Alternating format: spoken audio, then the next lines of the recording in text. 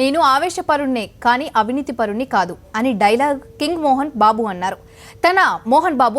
తన సొంత విద్యా సంస్థ విద్యానికేతన్లో ఏర్పాటు చేసిన విలేకరుల సమావేశంలో ఆయన మాట్లాడారు. త్వరలోనే తాను మళ్లీ రాజకీయ రంగప్రవేశం చేయబోతున్నట్లు తెలిపారు. ప్రజలకు మోహన్ బాబు అంటే ఏంటో తెలిసేలా చేస్తానన్నారు. పేద ప్రజలకు జరుగుతున్న అన్యాయం చూస్తే గుండె తరుక్కుపోతుందని ఆయన అన్నారు. గతంలో రాజకీయం వద్దనుకొని వదిలేశానని చెప్పారు. ఎంగిలి మెతుకులు తినే వాళ్లే పార్టీలు మారుతున్నారని ఆయన అన్నారు. తొందరలో అనౌన్స్ చేస్తా brother. I will come. I don't want to SIT. అలా కూర్చొని అలా చూస్తూ ఉండలేను.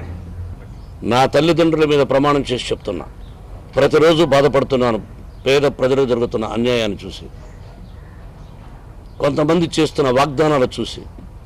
ఒక మాట చెప్పితే అది చెయ్యాలి. చేయలేనప్పుడు ఏదో ఒకటి చెప్పడం అనేది కరెక్ట్ కాదు.